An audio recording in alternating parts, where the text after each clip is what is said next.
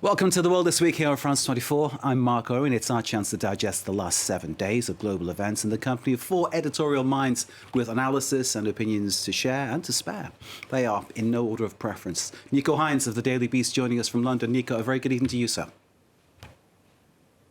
Celestine Boland, the former Moscow correspondent of the New York Times and the Washington Post, is here in the studio too. Nice to see you, Celestine, as ever. Thank you. Melina Huet joins us, France 24's reporter, just back from Ukraine. We'll be leaning on your first-hand experience very shortly of the events in Ukraine. Thank you for being with us. And Alexander Query of the Kiev Independent is here too to share his knowledge, expert knowledge of the situation. Great to see you, sir, too. Let's start then with what's happening in Ukraine, where there is momentum on the ground taking Kyiv's forces further into territory occupied by Russia. There have been words from Russia's Vladimir Putin warning the world is facing its most dangerous decade since World War II. Now the historical period of undivided dominance of the West in world affairs is coming to an end. The unipolar world is becoming a thing of the past. We are at a historical turning point. Ahead, there is probably the most dangerous, unpredictable, and at the same time important decade since the end of World War II. The West is not able to single-handedly manage humanity, but is desperately trying to do so, and the majority of nations no longer want to tolerate it. Vladimir Putin speaking just 24 hours ago. Let's bring in Nico Hines of the Daily Beast, who's awaiting us in London. Nico, great to see you, sir. Vladimir Putin speaking there, it's as if he's got nothing to do with what's going on, isn't it? The way he speaks, the way he expresses it.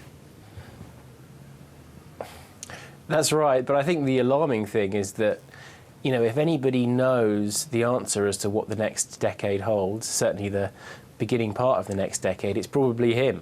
You know, he does have within his power the ability to make this the most dangerous decade since the end of the Second World War, and we know that he likes to be right. So I think that was quite worrying, really, the way he was portraying that. Of course, a lot of what Putin says is hot air, and we should ignore it to some extent, but that did strike a little bit of fear into me, hearing him utter those words. Indeed, Nico, thanks. Let's bring in Melina and ultimately Alexander too, sitting side by side here with a kind of Ukraine caucus on the right of our studio. Melina, you're just back from Ukraine, where you've been working for us there, and obviously, you know, your films inform us in every step of what we talk about. But in terms of what's happening there right now and what Putin's been saying, what reaction does that give you? What sense do you get when you listen to that? Well, when you talk to people in Ukraine, it's the irony of it, you know, when you hear Vladimir Putin's words, when they're being struggling for months now, you know, entering the 9th month of war, and they have the feeling that he's trying to shift opinion, public opinion, worldwide opinion, that he's being attacked, you know, because of these territories that have been annexed, you know, allegedly annexed, and that he's the one who's being aggressed now, and in these territories that they're trying to retake, the Ukrainian forces, is just when we go to the occupied villages, for instance, they're just obviously relieved that they can go back to normal, even if it's nothing normal at this stage, but they're just very angry. They're very angry, and we can see the shift in their own, in the population that, you know, a few months ago when we first went there, it was a state of sideration. People were frightened, understandably so, and now they're just very, very, very angry. Even like when you talk to babushkas who are 70, 80, 90 years old, and they're very aggressive, you know, the words that they use, it's incredible. It's like he's a criminal, and we want him to just get out of our country, and we want to kick him out and all his men. And this is quite strong, actually, to witness that, you know, on the ground. It's part of the, Alexander, part of the kind of sense of resilience of Ukraine. People talk about this resilience. You see it, you both see it firsthand, obviously. But people talk about that resilience. It clearly is there very strongly in the sense that we've seen how Ukraine is fighting back. It is very strong because, well, Ukraine doesn't really have a choice, really, because occupation means, of course, means civilians being tortured, civilians being abducted, being also, I guess the word deported, because the so-called evacuation of Kherson is actually a hidden deportation. What's interesting, though, I just want to jump on how people also talk about Russia in these recently liberated territory. What struck me is the amount of people now switching to Ukrainian or Surzhyk, which is a mix. Using the actual language? Yeah. And like using a mix of Russian and Ukrainian rather than just Russian. Absolutely. And I mean, the latest poll shows that 76% of Ukrainians now consider Ukrainian as their mother tongue, which was absolutely unthinkable, at least in territories like Kharkiv and eastern Ukraine, where they used to have a habit tradition to speak Russian, which doesn't mean they support Russia. These are completely different. We mustn't confuse those two things. Yes, okay. which is, I think, an important point. Now, when it comes to resilience, what struck me also, especially, well, I live in Kyiv, but what struck me is the fact that when on October 10th, when Kyiv was heavily struck by missile strikes and by drones attack, there was no panic in the streets. There was no movement of panic. People knew where to go. They knew which shelter where to go, and you could see around the crater of the missile, there's people continuing to go to work, and it has nothing to do with the atmosphere that we could have felt on February 24. There's a massive difference now. Now Ukrainians, after 9 months, indeed are used to it, and they are used to it, and they're ready actually to fight with and thanks to this resilience. Resilience and humor as well. Yes.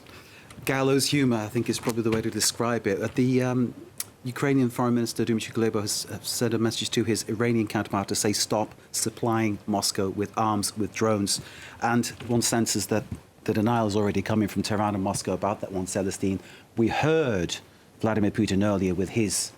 It's something out of, I think, and you can correct me, but I think it sounds like a typical sort of Russian playbook of denial and obfuscation. Right. I mean, I think, they're very good at that. Not only, let's just call it lying, which is what we've heard a lot of. Yeah. But the other thing is that sort of ability to throw onto the other side, the sins that you yourself know you're guilty of. I mean, it's a particularly So Russian... the dirty bomb, for instance, that... Yes. I mean, I was just reading something that maybe U.S. intelligence says maybe there's truth to it. I mean, it sounds unlikely, but I'm just saying the fact that they've gone to town with this story and, traded it on all the media to all the different countries of NATO is, bizarre, but again, very much typical of accusing the other of that which you may be intending to do yourself. Then pretending that gives them another favorite Soviet era thing, which is plausible deniability. We told you they were going to do this, so then they must be doing it, and that can't be us because we told you. I mean, it sort of turns into an acrobatic game, and I think the same with the nuclear threat, and I think it's the same also with this terrible decade that's facing us. I mean, the fact is, there's an amplification of the reality that turns very quickly into a falsification of reality. So we had the dirty bomb, we've had the continual sort of allusions towards the use of nuclear arms. I mean, basically, Putin started that almost as early as February, didn't he? Well, he always couched it in, words saying people don't know what lengths we are ready to go to, so it left it to the imagination of the people listening. But there are people in the Russian government who've actually said it, and they're very much people very much in his milieu. I mean, in his leadership team. So they've traded on that, and I think it's the fear that they're sort of counting on, basically. Okay, Celestine, thank you for that. Let's bring Nico back in London. Nico Hines at the Daily Beast. Nuclear attack, Nico. What are your thoughts on that? Is this a step to which Putin is willing to go? Well, I think we all have to be honest and say we don't know what he's going to do. I think it's very instructive to listen to the way he talks about, a unipolar world, and the one time that the Soviets were kind of rivaling the US shoulder to shoulder, two superpowers. The only remnant of that exists now really is the nuclear weapons. And it's the only thing that Putin can raise, which basically the rest of the world can't really dismiss or argue with. It's true that they've got a huge amount of nuclear weapons that could basically destroy the world if they wanted to. And that's one of the areas where modern Russia is still one of the most powerful countries on earth. So I think the fact that he keeps raising that spectre is to be expected. However, I don't take much comfort in the suggestion that somehow he would step back from the brink. The fact is, he is facing a potential humiliation here in Ukraine. We've already got huge movement of Ukraine pushing Russia back. We've got talks now ongoing and the US involved in how to kick Putin out of Crimea. Just think how humiliating that would be, given that that was an existing border dating back to 2014 that wasn't even in question before he launched this latest round of the war. If he was facing the idea of losing not just the gains he's made this year, losing all his popularity back home, losing the gains he made in 2014, I honestly don't think we can rule anything out in terms of how he would react if he was placed in that awful, awful situation. Indeed. Nico, thank you very much indeed. 300,000 troops have been recruited to Melina and Alexander. Turning to you now. One thinks about what happens next to the Kherson. Clearly there is a battle scenario drawn up there. Russia has evacuated or transported, depending on which scenario, which narrative you wish to follow, civilians from the town. That could be assessed as a war crime. It could be something that might save their lives. Are they being used as human shields? Are they being saved? That's all these things are to be discussed, I suppose. But the fact of the matter is there's going to be one almighty battle at Kherson any time. Well, within the next 24 hours, 48 hours? Probably not, but in the next few days or weeks for sure, because we're entering what we call the Rasputitsa, which is these heavy rains that transform the floor into mud, in which the tanks and heavy vehicles are getting stuck into. So they have to move quickly, but at the same time, I would say that the Ukrainian army is no fool. When we, the media, have been saying for a while that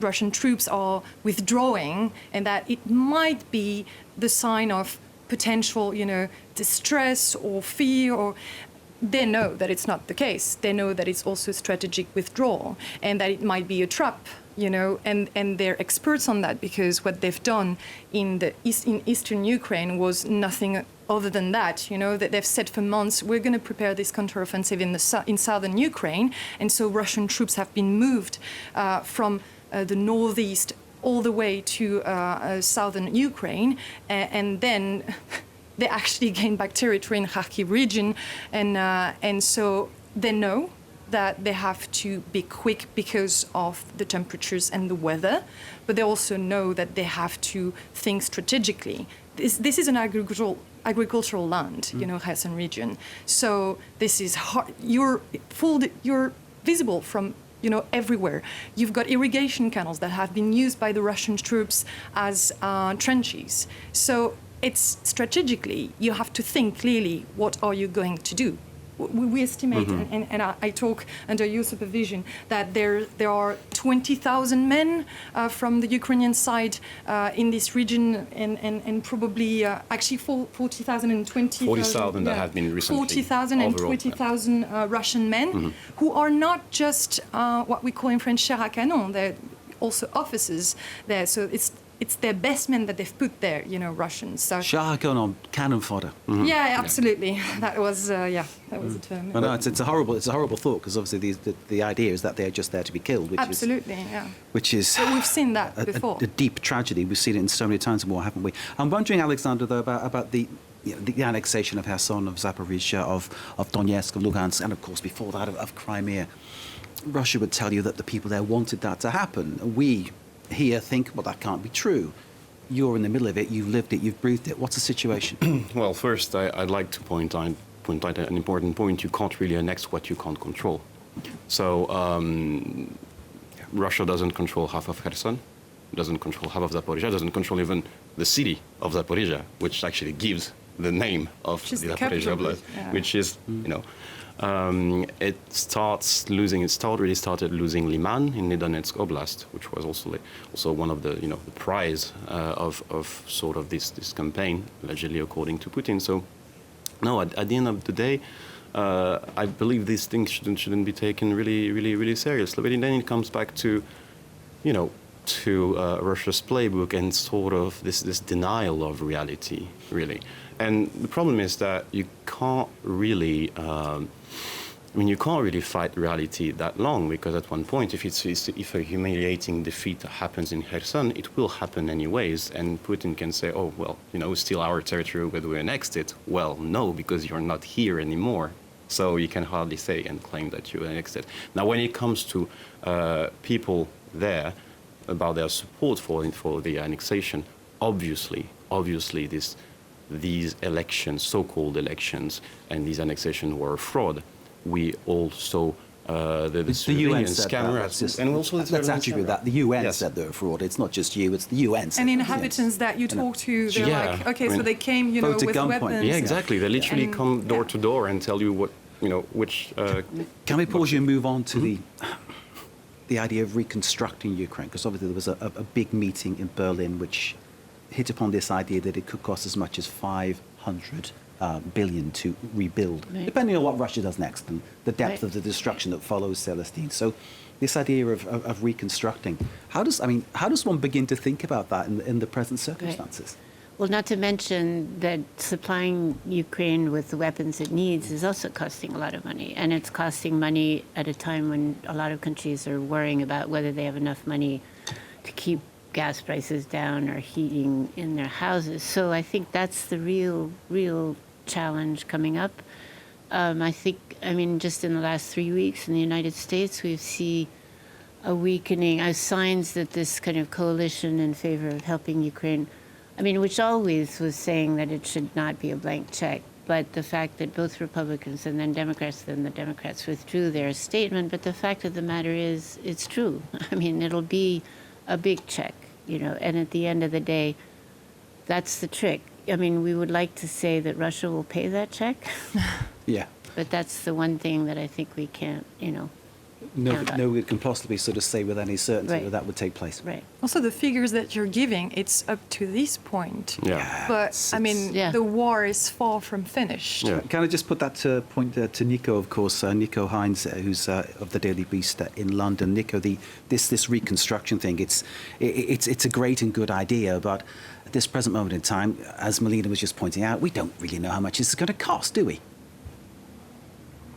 No, of course not. It's a completely meaningless number. For all we know, some huge bomb is about to go off in Kyiv and wipe out half of the city centre, in which case the number would be doubled. Or, it's complete nonsense to talk about the numbers themselves specifically. I think it is very important to try and set the political weather and say, hey, this is something we're going to have to look at funding over the next 10 years. This is not just something that we have to look for the next few months. I think, raising the question of the Republicans coming into power at the midterms is absolutely huge. It looks like they're going to take control of the House, which gives them lots of control over financial levers. Obviously, the White House still has certain things that it can do, certain powers that it can operate things to do with war directly from the White House. So there are ways to get around things, but there's going to be a huge problem in terms of getting the finances through to pay for reconstruction. And more importantly than that, and more immediately than that,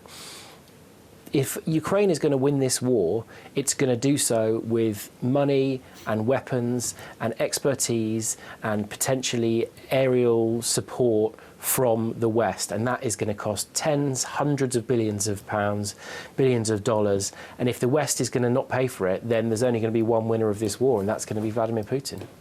Nico, bear with us. We're coming back to you very, very shortly to talk about politics in the UK. But before we do that, there was a British Prime Minister, Melina, that you're going to show us that had a tribute paid to him in Ukraine. Now, obviously, Sunak's the Prime Minister now. Before that, it was Liz Truss, but it's the one before that, Boris Johnson, who set himself out to be, when things are falling apart for him in London, he kept shooting up to Kyiv and standing by the Ukrainians saying, we support you. And that is a laudable thing. I think that is a laudable thing. In some ways, he was using that to escape his political problems at home. But people in Ukraine, they've got time for him. It's incredible. He's an absolute star in Ukraine, Boris Johnson. He has his own pastry, so basically. He has his own pastry. Some pastry. Yeah, he's got his own pastry. He's got goodies, you know, to his name. He's got so many things because he's been supporting Ukraine since day one. And when you're working with, you know, British citizens, you know, on the ground, and you're like, I'm not such a great fan, you know, of former prime minister, and they're like, how can you say that? He's amazing, you know. And he's got a song to his name because he visited Ukraine in April, and he went out, you know, just saying like "Dobry den, everybody," and which became a sample basically for a song. Okay, we need to see this, don't we? Absolutely. Yeah. Let's listen. Let's take a look. Танки грязь, а прем'єр Джонсонюк Борис. Танки грязі Барбарес, танки грязі Барбарес, прем'єр Джонсонюк Борис. Добрый день, everybody.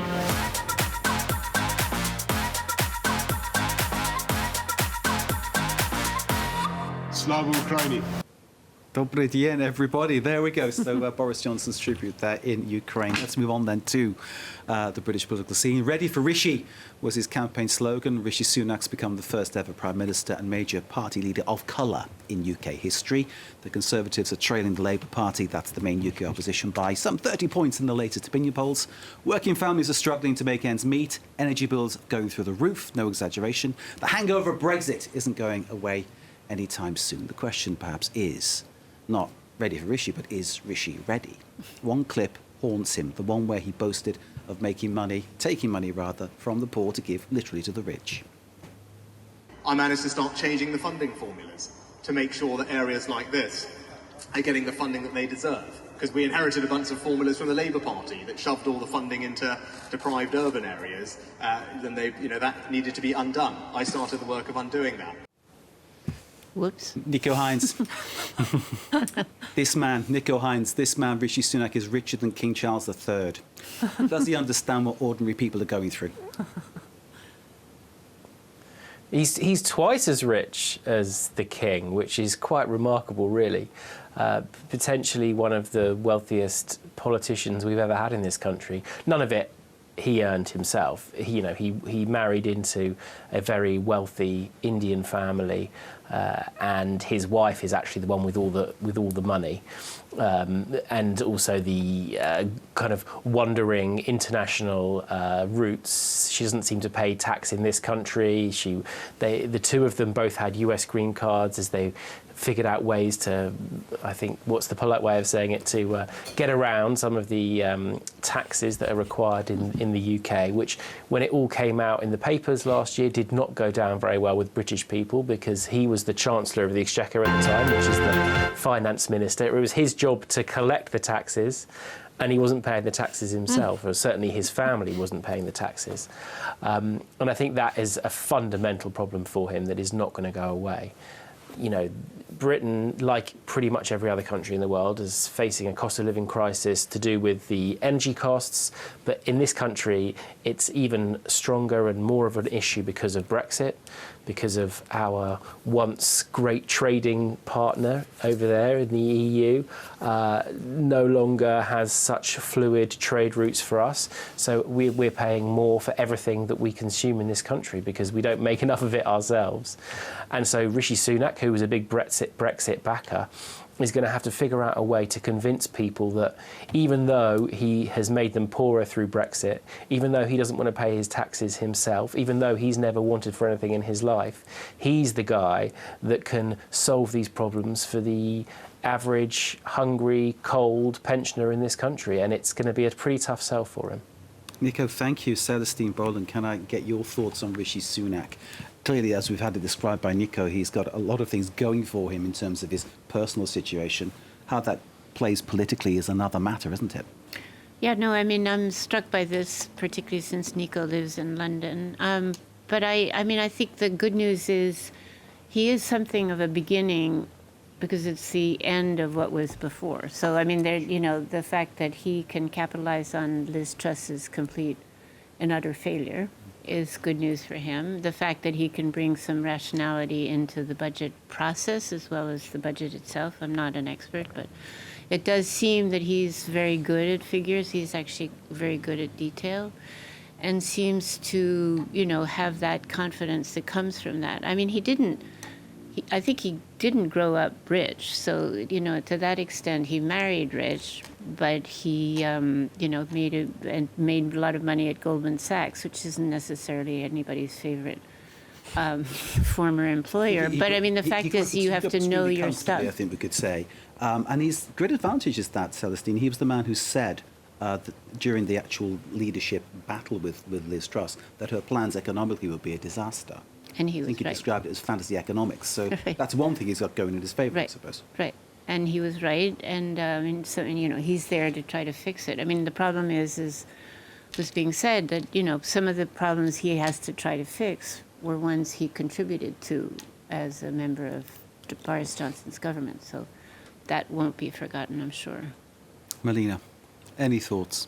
Well, just the importance of images, It is a good one, isn't it? The fact that he's the first Prime Minister of colour. Richest. Well, I was thinking about actually his wealth, even though he was not. It's hard to get past that amount, isn't it? because he's the richest ever leader in the UK, probably, and this I keep on seeing this image of him wearing these Prada loafers at a construction site, and the importance of image now. It's striking when people are struggling with the increase of the rent and gas prices and everything. It's hard when you have this kind of speeches and then you've got these images being released all around. It's really hard, I think, to hold this position and to be like, we're going to help you out. No, so many people in the UK are struggling to sort of do the very basics. You've got Yes. working families relying on food banks to get food. You've got, my grown-up children all have rent to pay. They're telling me, Dad, things are going up in a crazy, crazy way. Absolutely. And, sort of to hold down a job and have any kind of standard of living in the UK right now is difficult for so many people. However, Alexander, coming to you, Sunak says he'll continue to support the battle to help Ukraine. Which is crucial. Which is good, obviously. Which is crucial, and I think it's important, for Ukraine, because the UK has been, since the very beginning, one of, if not the first support of Ukraine. So this is fundamental, and it's sort of also a foreign policy test. When some new leader comes around and says, we keep supporting Ukraine, and it means that he also keeps putting himself in the shoes of someone who may one day potentially battle Putin on the international scene, which is also a crucial point, I believe. Showing strength against Russia. And we don't know whether he's going to have a song to himself, but we'll see. he said that he would maintain pressure on Putin, and he will, through robust sanctions, that he will provide arms supplies, and still the UK intelligence is very important as well. Yes. Final word on this section to Nico in London. Nico, I've observed, looking at certain publications, an element of racism coming into the fray. But it's always been there, let's not kid ourselves, but overtly, openly racist about Sunak. Is that something you've observed? Is this something that is becoming part of the sort of the sort of money of the day, if you like, about how this man is discussed? Well, I think there's been actually quite a lot of coverage the last, say, 24 hours in Britain about people saying that there hasn't been a racist backlash, which I think is something that Sunak has said himself. There were a couple of outlets in the US. The Daily Show with Trevor Noah did a segment based on one caller to LBC, which is a radio station based in London. An extremely racist Conservative Party member called up. This was just prior to the actual vote, saying that he would never vote for Rishi Sunak because he wasn't really English, And eventually, over this torturous sort of 10-minute conversation, the host managed to get out of him exactly what he meant. And he was basically saying that because he wasn't white, he shouldn't really be the country's leader. That clip has gone viral, and the US media has picked up on it and therefore run these stories. It's definitely true that there's a racist element to British society. I don't think anyone would deny that. And I think a lot of that resides either within the Conservative Party or within factions to the right of that. But I think it's very instructive that when Rishi Sunak, an eminently more electable, a much smarter, a much better speaker, someone with a much more accomplished political background, ran against Liz Truss, who, as we now know, is worse than a lettuce, the Conservative Party membership very, very comfortably made Liz Truss the winner over Sunak. And I think it's only fair to draw conclusions as to why that happened. You know, there were certain people trying to pat the Brits on the back for having a first non-white Prime Minister. But let's remember, nobody voted for him. Not even the MPs in the end voted for him. So Britain hasn't elected a non-white leader. We've just ended up with one. And I still think that's a really, really important thing. And I think it will change British history, and it will change the way people see politicians. And I think it's a hugely significant moment. But I don't think we can congratulate ourselves on having elected somebody that we didn't actually vote for. Nico, thank you very much indeed. Good luck to Mr. Sunak. Good luck to the UK. Let's move on. Jair Bolsonaro is being accused of trying to buy off the electorate in Brazil. How? Well, the controversial far-right president has boosted public spending this week in a bid to try to seduce poor voters. They might be expected, those poor voters, to back the leftist candidate, the comeback kid, Lula da Silva. There's been one key development, though, election fatigue. Voters told us they are more and more fed up with the whole affair. You're not allowed to have an opinion without being offended, mistreated or disrespected. I've even had to silence a WhatsApp group because I can't stand the constant discussion and fake news. It's a bit boring because it ends up being a war even among friends and family. No one defends a political project. It is just slander. One accuses the other, calls himself a thief, a crook, corrupt. I'm very, very tired. Nowadays, the respect is gone. There are no proposals. It's just attacks. And you see it within families as well. Football's important in Brazil. Neymar's backing Bolsonaro. Rai, who played for Paris Saint-Germain back in the day, is backing Lula. We could go on. Celestine, I won't test your football knowledge, but give us your thoughts on Bolsonaro versus Lula. Well, I think, this is an incredibly important election. I mean, that just, no matter if people are tired of it. And I've heard from people who know Brazil well that it really is a shouting match, that people are just sort of and very tense because the stakes are so high, basically. If Bolsonaro loses, in the view of the pollsters or the election, he will probably contest it, a la Trump. Then the country goes into a kind of a spiral of further accusations and further, sort of unraveling. And I think that Lula, that has this reputation of the corruption scandals that preceded his last. I mean, that came to light during his last years in office, and then his successor Dilma, who. So I think that there's two sort of Brazils obviously facing each other geographically as well, socially as well, and religiously as well. And religiously, I mean, actually, this role of the evangelical churches, which is so strong in the United States too, on the right, has really come to the fore apparently in Brazil. I think it's fascinating but scary. It's fascinating, Melina. Some of it call it the holy war because historically Brazil is a Catholic country. But over the last, decades, the evangelicals, have, grown and then up to like 30%, more than 30% of the population now, whereas Catholic represents something like 50% of the population. And this is two teams facing the other one, and Bolsonaro is accusing Lula to want to close all evangelical churches, and he's got a great support among evangelicals. His wife is a very, very famous evangelical.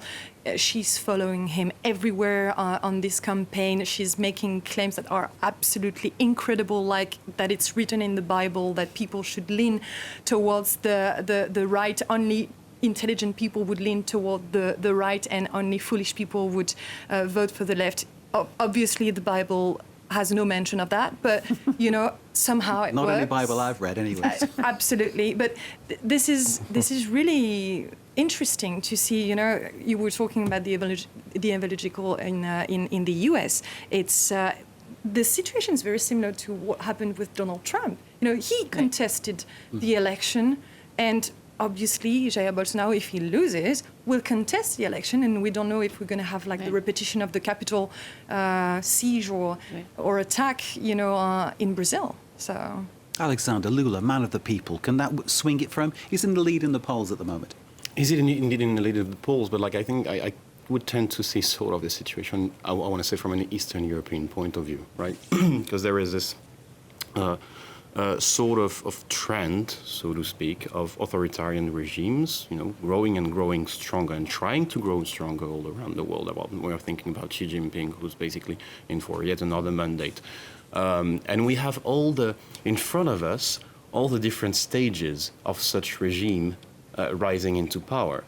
And it just kind of strikes me how the sort of rise of Bolsonaro at the moment could basically, be linked indeed to Trump, but to Putin in the 90s to a certain extent, or Lukashenko in the 90s to a certain extent. My point is that there is, I understand, this electorate fatigue, indeed, but that's how this electorate fatigue sort of nurtures also authoritarian regime on a very, very long term, and we should be extremely careful with that.